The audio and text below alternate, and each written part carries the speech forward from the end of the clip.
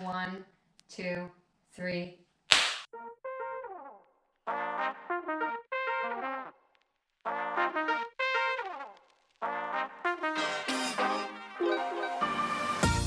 Welcome and mabuhay to the very first episode of SNxSCN podcast with your hosts, Paula, pronouns she, her, sha, and Jamie, pronouns also she, her, and sha.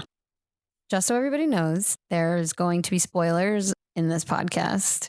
So if you haven't seen it, please watch it and then come back and listen. Cool. Thanks. Let's talk a little bit about why we wanted to start this podcast. With all of the social unrest that has been happening on top of the pandemic, I'm sure a lot of us have had a lot of time to do major reflecting on our lives, past, present, and future. And a large part of that for me was realizing as a Filipino American woman, I have rarely seen myself on screen. There have been times where I find myself trying to feel seen. There's like the one person that's Filipino and it's a guy. I still will feel seen even in that moment, even though I'm not a guy. So I'm hoping that anyone listening to this will be inspired, whether or not you're Filipino, to just tell authentic stories and have people represented in an authentic way when you tell them, because we need more storytellers like that in the industry so that we can make it more inclusive and representative of the country that we actually live in. Yeah. And I think just it's a personal journey that you and I are going to go through as we dissect and like really take a look and talk about whether or not we feel seen and why or why not, because I learned a lot just from like all the research from this first movie pick. So I'm very excited. That makes me feel so good. Because doing this alone is definitely harder than journeying with someone together. So I do thank you so much for being here and being like my soul sister in all of this. Yes, podcast partners. And thank you to everyone who's tuning in so that you can join this journey with us.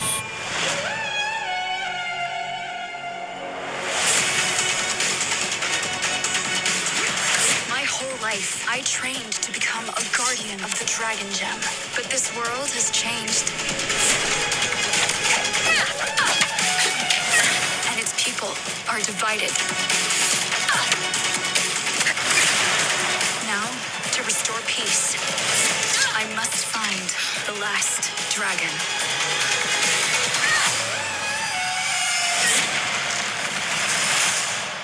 My name is Raya. So today's episode, we will be talking about Raya and the Last Dragon. It is the 59th film for Walt Disney Studios. Directors Don Hall and Carlos Lopez Estrada with co-director Paul Briggs. It was written by Keel Murray, Adele Lim, who did Crazy Rich Asians, and Ki Nguyen. It was released on March 5th through Disney Premier Access, which is the extra $30 you pay, as well as limited theaters. It will be available to Disney Plus subscribers on June 4th, which I imagine is also the DVD release. So Disney Premier Access, let's talk about that real quick. This is the second time that they are having this kind of offering. The first time was for Mulan. Did you pay Premier Access for Mulan?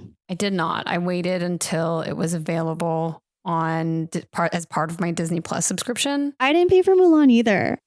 I felt more compelled to pay for Raya because she was Southeast Asian. Like, yes, I had to. Mulan was also very good. I actually very much enjoyed it, even though people compared it to the animated film. I don't think you can compare it to the animated. I guess you can, but I want to compare it more so to like other live action adaptations that they've done. And I think that Mulan was one of the more successful ones for sure. Back to Kumandra, back to Raya. Would you have gone to watch this in the movie theaters if there wasn't a global pandemic? Absolutely. I want it. Disney, are you listening? Please re-release this in theaters so we can go with our kababayan. Yeah, I would totally love to see this on a humongous screen with like the surround sound and things like that, so I could feel like I was in Kumandra. So since you pushed that button to get it on Premier Access, how many times have you seen Raya? Twice. And I'm craving a third time. Yes. I've seen it 3 times. I do notice something new every time. And, you know, it's going to be around for a while. I've seen a lot of other Disney animated films over and over. I have some of them on DVD. I have some of them on VHS. So since we're in this genre of Disney animated film, what are your top 3 favorite Disney animated films? I don't, in no particular order, because I don't know if I could like spend time here saying like number 3 is this, number 2 is this, and number 1 is this. But I got to give a spot to Raya. For sure, Lion King is up there as a property that I love. I have to give big ups to Lion King. And then I have a slot in my 3 favorite animated Disney movies for Mulan, mostly because it is the first time I saw a Disney. Is she a princess though? She is not technically a princess, but she is included in the Disney princess suite of characters. Okay, so they didn't really even like make her an explicit princess. Technically Mulan is not a princess, but when Disney does their merch and they like have things, that's like the East Asian princess, because there's Jasmine, South Asian princess, but we don't have a Southeast Asian princess until now. What about you? I need to hear your 3. Little Mermaid, 1, it came out the year I was born, so I feel very connected to it. I love the songs, and I have memories of singing Part of Your World on whatever karaoke machine was available to me. I also really like Frozen. Very strong female characters. I love Idina Menzel's singing voice. That woman's voice. She's just a powerhouse. So very much appreciated that. And Aladdin. Okay. Why? Because a whole new world. Yeah. Also, Jasmine was brown. Yeah, I felt like that was the closest. Well, there's Pocahontas too. She's brown. Yes. But then that's a problematic movie for me. It is problematic. But before we dive too deep into that, let's get back to Raya. Let's talk about favorite scenes from the movie. I love that opening scene with Raya when she's going to find the dragon gem and she's got the Filipino bamboo sticks, the arnis. So she opens the door with those. I think those were cool. I really liked her outfit when she's young. So young, like 12-year-old Raya. There's this moment when her dad is giving her whatever lecture and he goes, "You're the princess of heart." And I got emotional because this guy was saying this to this girl who looks like me and saying, "You're a princess. I can be a princess." Like, it felt very good. I felt very seen. So it's also one of my scenes. There are 3 quotes that stuck out to me. So the first one is Boone. He says "badaxery," which I thought was a fun hidden cussing moment. And then Tong said he would like to join the Fellowship of Butt Yes, Kickery. I do love that scene when the Fellowship gets together. I love any scene where the gang's getting together. I don't know why I love that. Those are not times when I necessarily feel seen because I'm not in a band nor am I part of a ragtag group of mercenaries. So they had one person from each land. So you have Raya from Heart, you have Sisu, the dragon, Boone from Tail, Noi from Talon, and then from Spine you get Tong. And then later Namari from Fang, yes. Any other scenes? So a scene that I was probably the most excited for is when Raya and Namari fight. Yeah, she was not taking any prisoners. And like, I love that Tonk even like comments on it and he's like, because they wanted to like try and break up the fight. I forget who it was that wants to break up the fight. Maybe it's Boone, like saying, "We have to stop her, blah, blah, blah." But then he's like, she's blinded by her own rage. You got to let it go. That for me is a scene when they have her like walking through and she's got that mean mug on her face. Like it's about to go down. I felt so in touch with what she was feeling. And they let a Disney princess be pissed, which I think was something that I had never really seen before. So it was very refreshing. Yeah. And it was very prominent, like that rage. It took over her. Jasmine got mad. And she was rebellious. She was upset she had to get married. Ariel was upset with her father when he wouldn't let her see a human. Prince Eric. Yeah. But I love him. This is a major spoiler, but I loved the end, like when they all become stone and they're sacrificing themselves. You loved when they turned into stone? I thought it was beautiful. I thought it was a very beautiful moment and powerful. And to me, that was, can't say it's necessarily like a scene, but it is one of my favorite ones because it's kind of like that Rudy moment. Have you seen Rudy? No. Okay. Have you seen Dead Poets Society? Is that the "Oh Captain, My Captain"? Is that what you're... Yeah. The kids stand up on their desks and they say, "Oh Captain, my Captain," while Robin Williams is like basically getting fired. And then in Rudy, where everyone is like, I think asking for Rudy to be on the team. Oh, okay. Oh, I know what you're talking about. Okay. So you see that Raya and the Last Dragon, these characters really came together and stood up together for their common purpose. Yes. That for me, I thought was beautiful. Yeah. And I think those are going to be my top scenes. Any other favorite scenes? One more for me to add, the dragons at the end. It was colorful. They were glowing. They were jumping. And there were a lot of them. It was gorgeous. And it's the dragon ending I would have liked for Game of Thrones. Would have been nice if a lot of things would have been nice for Game of Thrones finale, but I also wanted dragons to come back into the world. Oh, yeah. Any other scenes? The Droon. I felt like this was very real. Oh, yeah. That's a scene for me. I was like, this is so relevant. To the Droon, which is like a purple fog that is part COVID and part Medusa. Yes, / Studio Ghibli Miyazaki monster. And Sisu says this, it's born out of human discord. So it's born when people don't get along. Yeah. So when there's through division. And through mistrust. Yes. So the pandemic. And it turns people into stone. As in we like stay put at home. Where you're encompassed now. Yeah. And you when they come out of it, they're the same, I guess. Like this is to be discussed. Because like the dad. I know. He healed. So he got like stabbed. Yeah, something. And then he's totally fine. After the Droon is gone.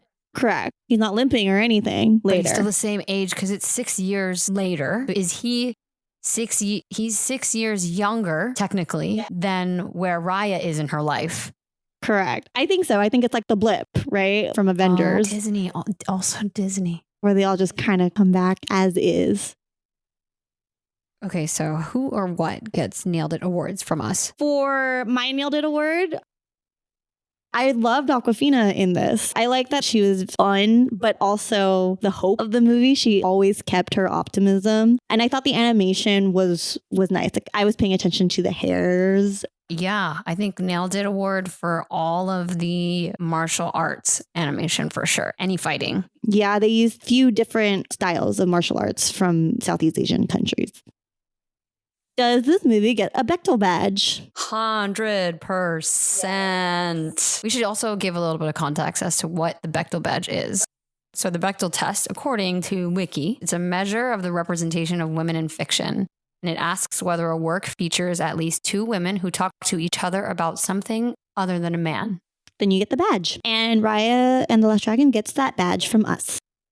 Yes, so your women on women scenes in Raya are Raya and Sisu, Raya and Namari and her mom. And all of They're never talking about a guy. Correct, which is amazing. I like that this is a Disney princess story without a love story. But with like talking about love story, let's talk about the internet and how it's mentioning that maybe Raya and Namari had some sexual tension or that... There's specifically a Polygon article that I read that was the first time I had seen any reference to a romantic something, which to me, I want to know what's that founded in? Like, is that because they look at each other when like the villages are coming to eat? I don't really think that scene is a meet cute between them. No, I don't either. And I wonder too, is the world so used to seeing love stories that if there isn't one, they have to kind of make one? That's what I think. I don't know why we have to assume that there's always going to be some sort of romantic element. Because when I first watched Raya, and on the second time watching it, because since I had read the article, I was like trying to play closer attention. I feel like it's a stretch to say that there's like tension between them. I'm like, she backstabbed her. So we're on the case of did not need a love story. Do not need to think that there is a love story. Should we bring up Cassie Steele and how she was initially cast as Raya when they announced it at D23. So Cassie Steele, known as Manny Santos from the Degrassi series. She is Filipino on the show. She is actually one of the first times I felt seen in media. Okay, so we talked about Jasmine, we talked about Pocahontas, talked about Mulan. So those are people with brown skin, people who are Asian, people who sort of look like me. Then later, as I get older, There are a couple more Asians, and then there are a couple more Filipinos that pop up. So like Lelaine and Lizzie McGuire. But Lelaine plays Mexican American, whereas Manny was a Filipino playing a Filipino, which meant a lot. It does. So Cassie Steele initially cast as Raya, somewhere along the line recasted to Kelly Marie Tran. And I think Kelly Marie Tran did amazing. The spirit of Raya is fantastic. The chemistry with the cast is fantastic. When you look up why Cassie Steele was let go, they said that they initially had Raya as some sort of stoic-ish character, and she just didn't fit the vibe, the new vibe of where the story shifted to. What's your take? What's your hot take on what you read? I think that the wrong people were angered in the process. I don't know who, I don't know what, but someone pissed someone off, and then it led to the recasting, which isn't a bad thing. It's not a bad thing. No, I was very impressed with Kelly Marie Tran. Her performance was great. I like her as an actor. Listening to her story and then the struggle she went through with like deleting her social media because of all the like Asian hate that she was getting for being cast, I think, in Star Wars. Right? Is that what happened? I think so. And, you know, as a Southeast Asian woman and an American, I really feel for her like that. That's tough. Yeah. Star Wars, you get your break. Yeah, it's Star Wars. It's one of the biggest franchises in the world. And it's like, sweet, I landed a role, but you get all this hate for it just because you're Asian? I think she did a phenomenal job. Would I have been happier if it was a phenomenal job by a Filipino actor? Yeah, of course. Yeah. And so looking at the cast list, none of them are Filipino in this principal voice cast, which is just like something, just personally as a Filipino American, it would have been cool. It would have been cool. But kudos to everyone else who is in it, because you're representing either way. Yes. Yeah, exactly. It's about Kumandra. It can't be divided. Are there any characters you could have done without? I don't want to nix the character completely, but I do think that they could have done something more interesting with Noi, the baby. I could have done without the ongi. Oh, but monkeys, the little ongies. I felt like they were just there for merch. Like you already had Tuk Tuk. Oh, they're as definitely a there cute for character. merch. Look at all the Star Wars. That's just Disney doing Disney's thing, where they're like, where can let's try and put toys everywhere in this movie. look at this toy. Jamie bought stuff. I didn't buy the ongi. And to that point, you and I are looking at this as adults, right? And this is also animated, so the kids probably love that part. Probably great comedic relief for kids. Totally. But I do think I felt like it was Boss Baby and Raya and the Last Dragon crossover event. This baby, yes, I understand she's adopted by ungies. Part catfish, part monkey. Oh, that's adorable. Oh, that's why they have mustaches. All right. Well, you're going to buy those toys. Yeah, I liked the little ungies. I think the babies could have been animated. Like, I wish they didn't look so much like Boss Baby also. It did look like a lot like Boss Baby, and it confused me, like, how old is this baby? Yeah, she can't talk really with them in the movie, but she understands and she can flip and zip line. So that probably is the one character I would have liked to see done differently. Yeah. Mm-hmm. How do you feel about Kumandra? Now, having had time to reflect, I am all about it. Kumandra forever. What did you need to reflect on? When I heard them first saying Kumandra and in the context for which they were saying Kumandra, I automatically, it was, oh, Disney's doing their thing. This is going to be like the Asian Wakanda. Disney World's going to have like a Wakanda land and a Kumandra land. Kumandra and Wakanda. So Wakanda also had 5 tribes. Oh, there is a lot of overlap. There is overlap, and I've matched it. I will be posting that on the blog later. And so Wakanda and Kumandra have like their salute, their little hand. But this is actually gestures. A real one. Kumandran greeting, inspired by Nop of Laos and Y of Thailand. This is their way to show respect, appreciation, and salute. So it's like bless. Yeah. Manapo. Oh yeah, that's what it's actually called. I always just call them bless. That's what it translates to. Yes, manapo. It's the same thing. Maybe there's a variation in Laos and Thailand where they do it to everybody. It's not just to elders, but I'm not entirely sure. But it's exactly the same. So in some of the reviews that I was reading, there's, a lot of comparisons of Raya and the Last Dragon to Mulan, Avatar, The Last Airbender, and a third movie that I forget the name of. But essentially, they're all like Asian influenced animated martial arts type of programs. And at first I was in the camp of, oh yeah, these are kind of the same. Even we're trying to say like it's the same as Wakanda. I mean, maybe this one's a little more egregious because there's like exactly 5 tribes and they have the hand symbol and everything. And Kumandra, like if you just scramble the letters, does it make Wakanda? I don't know. It doesn't. I know. But I saw a comment by somebody that I thought was a really good point to make when it comes to comparing programs that seem to be similar just because they're like Asian influenced and have martial arts and what have you. I don't think that we should, it's a dangerous line to walk if you're going to say, oh, that's like Mulan because she's a Disney princess and she's Asian and she fights. These are like the same movie. But they're not, because Mulan like impersonates like and joins the army, and then Raya is on this journey to kind of save the world, save her, her world and get everyone back from petrification. So 2 very different concepts. Yeah, that's like saying Harry Potter and The Lord of the Rings are the same, which they are not. Just because something's Asian, that you shouldn't be saying, oh, well, there was already an Asian movie like this. Break down the plot points and it probably really isn't the same, because then you're not allowing us to progress forward and celebrate this new movie. Yes. So elements in Kumandra and throughout the movie, it's kind of like an Easter egg hunt for your culture reference as a Southeast Asian. The hat that adult Raya wears is a salakot. And it was really funny because when I wanted to pretend to be Raya in cosplay, I honestly just found one in my house. My mom already had one. So Filipino reference there. Oh my gosh.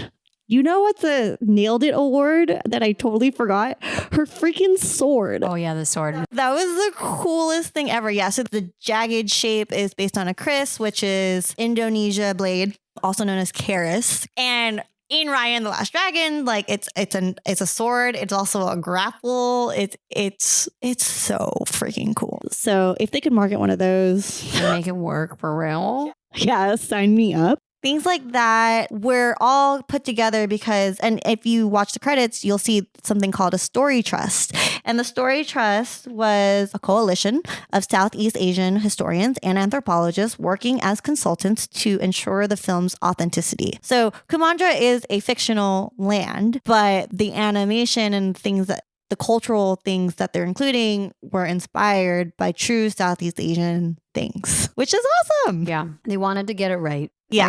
I appreciate that. I also think we should, I know this is like getting into our hips a little bit, but I think that we need to take a moment to appreciate the fact that Disney released a movie that is not a reiteration of former IP that they had already released. Yes, it's not a live action remake. It's not a fairy tale that they Disney-fied. No, they animated Mulan, live action Mulan, and then the animated version of the live action Mulan. That's not what this is, people. Do you think this would have been better as a movie or a series? I am a little bummed that it was under 2 hours.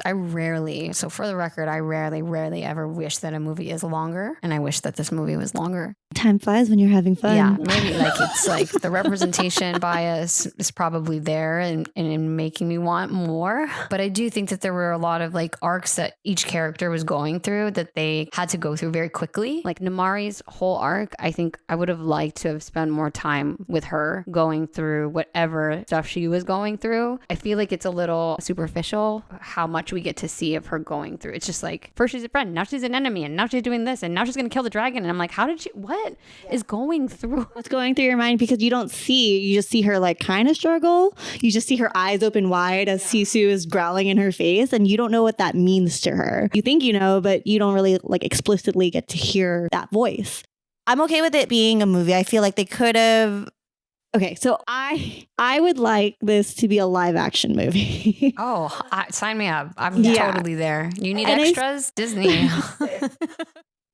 Back back to the comparison to Black Panther and Wakanda. So, like Michael B. Jordan as like that nemesis was developed, I felt. And so they were able to do that because they didn't have to spend time on Boss Baby and little Oingies and the cute little things that like Disney is hoping to merchandise, because it is an animated film and it has to be simplified for the entire audience to understand. So there's a lot of people who get big title cards on this movie. And I think it's kind of showing a little bit because you have 2 directors and then a co-director. Don Hall is white, male. Carlos Lopez Estrada is Mexican-American. Paul Briggs is white. And then the original story, it was written by Keel Murray, who's also white. And Adele Lim was brought in to do retouches. To Asianify it. My speculation would be that if you got the trust and you wanted the visual elements to be authentic, they needed to like have the story match as well. Yeah. I wouldn't be surprised if that's why we feel like it's underdeveloped. Yeah. It's like the last season of Game of Thrones, this movie. Rushed. Anything else that's underdeveloped? What about the magic? You want to talk about the magic? Something that I am still processing. Didn't really notice it the first time. Watched the second time and I'm like, okay, I still don't really understand what's happening.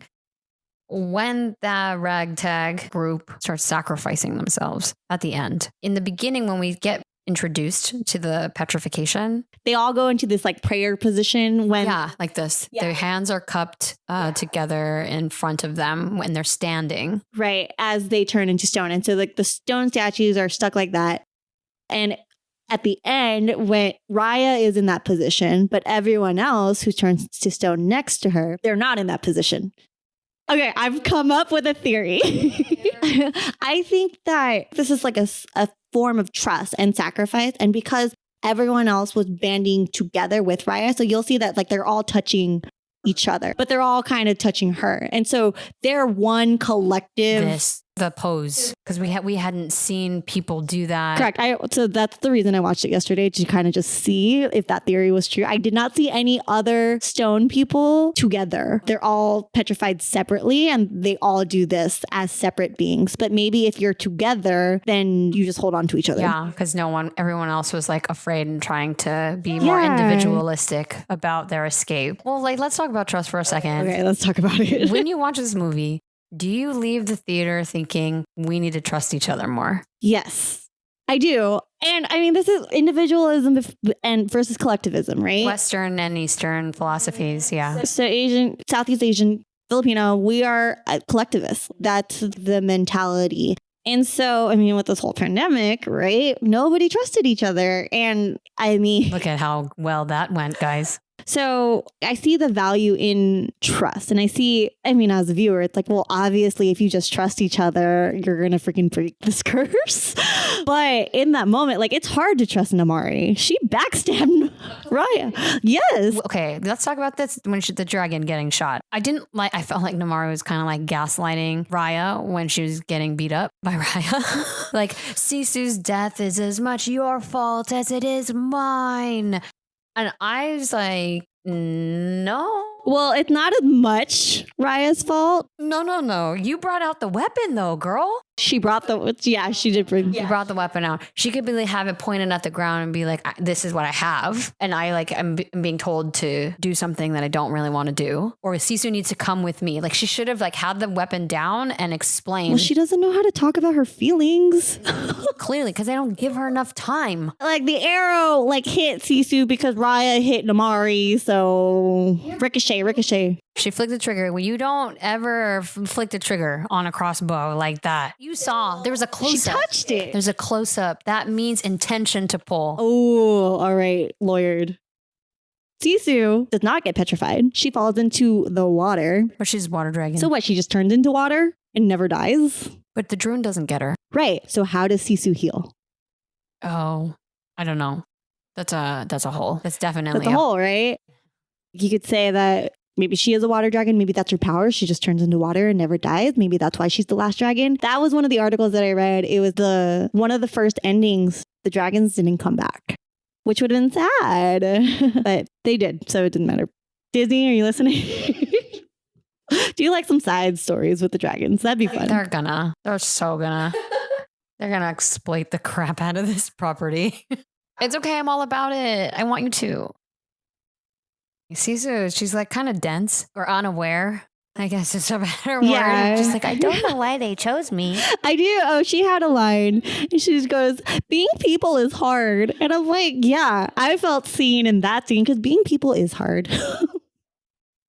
Any other pitchforks that you want to? Pitchforks. Yes.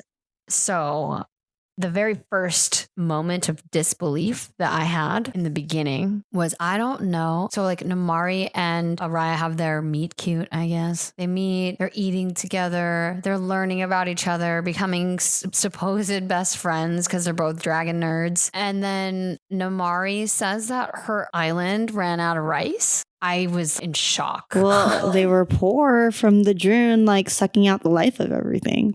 Yes, if you run out of rice, like that's a big deal. I just don't, like, to me, it was just like so unbelievable that you have this nation that runs out of rice and it looks like it's thriving. They got bougie clothes and her ear cuff goes from silver to gold. And I was like, there's, you can get some rice unless it's like, okay, now no one's trading with each other. Or no trade or just no crop. But that means everybody doesn't have rice and nobody likes Fang. To begin with. Because Fang, yeah, okay, Bias. I can buy that. Yeah. I can buy that where like no one wants to trade with them and give them rice because they are the reason why the dragon gem is broken or whatever. But this is an example where like one sentence could have clarified that in the script, right? You just have to say... Yeah, because I was like, you just left it like, okay, this is the first time I've had rice in so long. Well, hold on, I'm so sorry. This is a South. I also think you are in Southeast Asia. So that too. So as a Southeast Asian person, or rice, it's a staple. Yeah. You have it with every meal and it's so prominent. So like if you didn't eat rice every day and someone said like, oh, I don't have rice often, it's not a big deal. But in this culture, in this world, in Kumandra, like rice. No, they're eating rice every day. This is like ancient times. So not having rice is a big deal, but they didn't explain why they didn't have rice. All right, I'll take that as a pitchfork. I wrote a pitchfork that Wikipedia lists the Philippines last as inspiration source. Oh, yes. Her hat is Filipino, okay? And her sticks. The Philippines is the second largest country in Southeast Asia by population. So they're behind Indonesia. There's one article I read that didn't even list the Philippines at all as one of the Southeast Asian countries. I was like, okay, you list Laos, Malaysia, Indonesia, Thailand, Vietnam, and then that's it. We were there too. There's a song at the end of the credits and there is a version in Tagalog. But when you Google articles about it, it says, this is part of the soundtrack, but it's not on the soundtrack. Like it's a single on Spotify. It's not on the actual. And the name of the song is Goodbye? No. Goodbye, which means, so in English, the song is called Lead the Way. And then the Tagalog version is Goodbye, which is, I think, Guide. Yeah. Which is, that's like the idea. And it's sung by what? KZ Tandingan. It's cute. I enjoy the Tagalog version. We're done with Pitchfork. Let's go to our kudos. It's time for the hip hips. Hooray! The hip hip. Hooray! Hip hip. Hooray! You go first. I would like to give a hip hip to Disney and all of the crew for finishing this movie during a pandemic. They finished this movie in over 400 different homes due to the pandemic. You can see videos of the cast recording in their closets, all the animators like working from home. It's truly it's a big accomplishment. Do you think it will change the industry forever? I hope so. I know that there are benefits to going into an office and being together for things and equipment wise too. But if you can do it, give people the flexibility and the option to do it. I agree. And that goes for, everyone. Yes.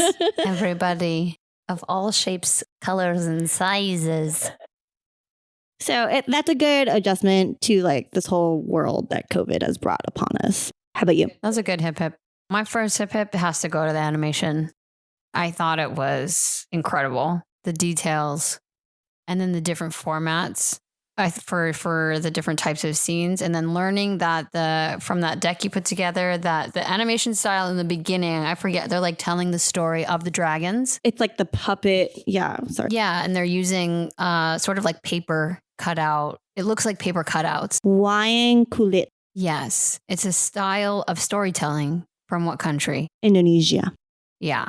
I thought that's your first sign of like, okay, this is going to be cool. And then like when I go scrub through, because now that I own this movie, because I paid $30, as I mentioned, I will just go on my iPad and like randomly land somewhere to see if there are things that I didn't appreciate in the first 2 times.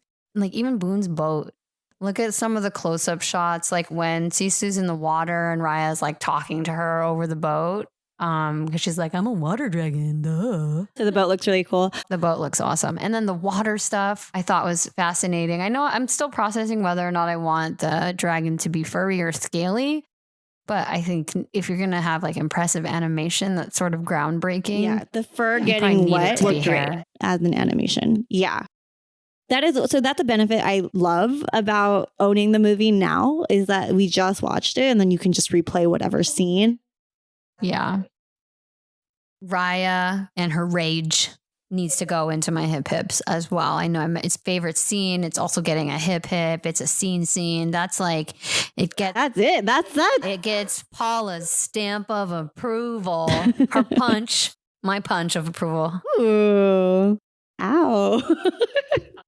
Yeah, I loved it so much. So I have to give kudos to that, like authentic anger for a princess to express. Yes, I want more of it, please. So one more time, hip hip. Hooray! Hip hip. Hurrah! Hip hip. Hooray! It's time for Dubai or Not Dubai, where we talk about what we would buy, if at all, from this movie. I mean, I bought this Funko Pop doll. Amazon exclusive, includes Tuk Tuk. Oh, it has a Tuk Tuk. Oh, the little thing she's holding is Tuk Tuk. Yeah, that's because so she's cute. young Raya. Nice. Very cool. I love the sword. I want that sword. Clothing, yes. Costume, yes. This is like, I feel like it's just like a yes across the board. I want stickers. I want shirts. Like the only thing I don't want is Boss Baby. So I should not get you a Boss Baby. No, I would like no toy of Noi. No thanks, I'll pass. I would get a shirt that said Kumandra. Oh, I mean, yes. I'm just letting it breathe a little bit because there's probably not a lot of selection right now, but I would love to get some Etsy Raya and the Last Dragon niche merch. It's only been out for 2 weeks. Like we're still in the theatrical window, right? So not everyone has. Yeah, and theaters are not open. Yeah, also that. So like, and there are a lot of people who don't want to pay like this premiere. They can wait. If you are Southeast Asian, I really do think that you should pay for the movie. If you have the means. Please. What is that? Like 3 cups of coffee? 4 cups of coffee? What kind of coffee are you drinking? I don't know. Everybody always compares things to cups of coffee that you just have to cut. It's what, like 3 months of Disney Plus? Yeah, that's true. But you're like supporting this thing that Disney released that I don't think I've really ever seen done before. I know there's a lot of similar tropes that we've seen in other movies by the same studio. But can you blame them? Yeah, they know it sells. And it's Disney, right? Like they go into something with the intent to do it well. Mm-hmm. Pay for the movie if you can so that... Yes. Support the Southeast Asians. I know the cast is mostly East Asian, but... In conclusion, this is a time where... So my mom, I asked her if there were Filipino cartoons growing up. And she mentioned like watching Popeye and like American cartoons. That's not the same. That's not the same as having yourself look like you and act like you and have things around you that you are familiar with from your own culture on screen. It's something fresh and new that isn't new. It's just like the first time it's been on screen. So I very much appreciate that this is happening. This is only the beginning. Hopefully more to come. Yes, I hope so too. From all the studios. From all studios, yeah. There are so many stories that are waiting to be told. And I'm really grateful for this outlet to express that because it really does mean a lot to me. So I'm trying to get into writing, right? Well, I'm Filipino. Like that's not, Filipino names aren't attached to big things like as of now, right? So it's got to start somewhere. So people taking more chances and things like that, you got to put yourself out there. Yeah, put yourself out there, tell your stories. Because I went to film school and it's something that I'm very embarrassed about. I still am to this day, but I've been sharing it openly more often in the hopes that it will inspire others not to do this. When I was in film school, I had the short film that was very closely influenced by my life, but I cast them as with white characters instead of with Filipino characters. And I could have cast it with Filipino characters. And it was strange to me upon reflection, because in the moment, I don't really know that that's a messed up thing that's happening. Until more recently, when I've been trying to educate myself. I've read books about colonial mentality, and I've talked to other people in the Filipino community who have openly shared that they were embarrassed to be Filipino sometimes, or they didn't really have a lot of Filipino friends and they felt so disconnected from their culture. So they just tried to assimilate into the American life as best as they could. And that's not just at our generation. That comes deep, deep, deep. Like, no one should be blaming themselves, because that's what I was doing, was blaming myself. Like, oh my God, what a dummy. Like, I'm a terrible Filipino. Put white people in my film that's supposed to be about me and my mom and my life, because I was afraid that it wouldn't be relatable. And no one checked me on it, which I wish somebody checked me on it, but like, that's not anybody else's job. That's just me trying to like find excuses. But it wasn't as in the forefront in people's mind. I think when you read it or you see things in a script, you might automatically assume like white, because that's all you've ever seen in the media. Exactly. I've seen what has been received well by audiences. And so, it's what sells. So now I think with Raya, like, it's just proof that authentic can sell. It should. And should sell. We need new stories. There's still a lot to see out there, but even when I go back in time and watch some older movies, it's hard. It's rare that I'm feeling refreshed. This did make me feel refreshed. But again, I acknowledge that there is bias. Yeah, totally. You really wish that you didn't have to have this like strong bias, but we need to have it right now, because we need to be supporting each other. And there's so much nuance in these gray areas that I would love to see on the screen a lot more. You want to do yay or nays? Sure. Okay, this is a fun game. So furry dragons. Are dragons not furry? Yay. I don't care, so yay. It didn't bother, but also, okay, like Chinese New Year or Lunar New Year, I don't know, like, aren't they on like when they're wearing them? Are they furry? Oh yeah, maybe. You're right. Yeah, actually, that's a good point. Okay, this statement. Boss Baby Noi is to Raya as Jar Jar Binks is to Star Wars. Yay or nay? Nay, I didn't mind Jar Jar. It's so funny now how like he gets so much hate, and just Do you own Jar Jar Binks merchandise? I had a toy, yeah. Well, you like him. Then it's like, I'm not surprised. If you liked Jar Jar, I didn't mind him too much either, but I mean, like, people do not like Jar Jar Binks. Like, the general sentiment among Star Wars fans is that he's a nay. Okay, yay or nay? Tuk Tuk gets big. Nay. Are there more of him around? Like his species? I need like a more background on Tuk Tuk's species. So Tuk Tuk getting big, you didn't like that he got big. I was very perplexed by him getting big as well. Yeah. I get it. She needs a car, but like, why? Yeah, I wanted him to be small longer. Yeah. Young Raya, her and Namari, their height in the opening scene. Oh, nay. Didn't like. You didn't like that? Oh, how old are they? 12? They're like 12. Okay, assuming her father is, let's say 5'11", that's a good average height. 5'10", 5'11". Oh, they were like 3 foot. Yeah, they're like 3, maybe 4 feet at 12. Oh, yeah, they're too short. Yeah.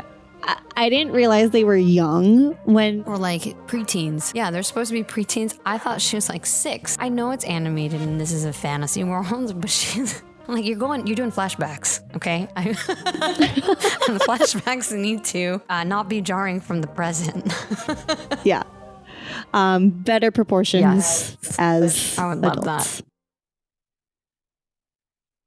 Oh, yes. It's time to let the people know what we rate this movie. Yeah, okay. How do you rate movies usually? Honestly, I don't start anywhere. I just throw out a number. I started at 10. And when I talk to my husband about it, we have different ways of rating movies.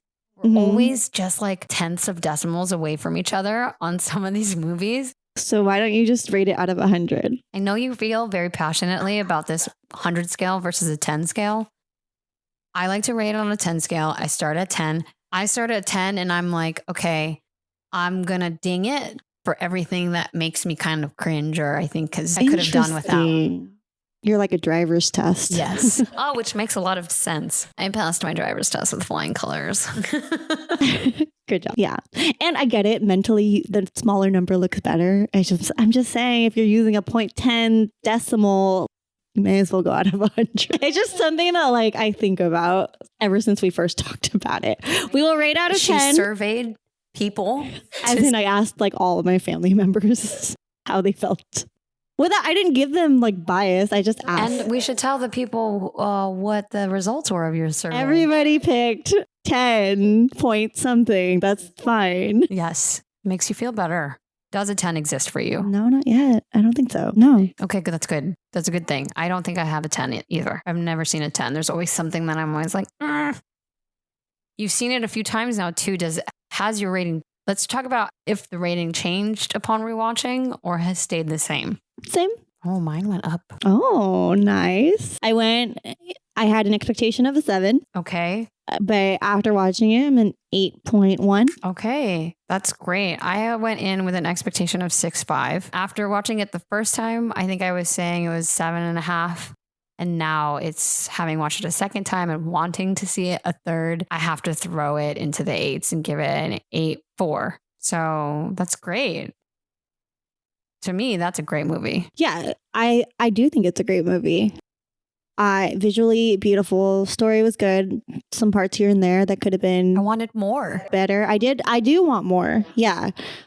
Even just shorts, even a book. I'll read a book. You know that's happening. Like, give me a picture book of Kumandra. And we're all going to buy it. Thank you, everyone, for joining us for this episode. Yeah, I hope you all had as much fun as we did talking about Raya and the Last Dragon. If we spoiled the movie for you, that's not our fault. Until next time, this is SNxSCN. Thank you. and Salamat, and we'll catch you on the flip side.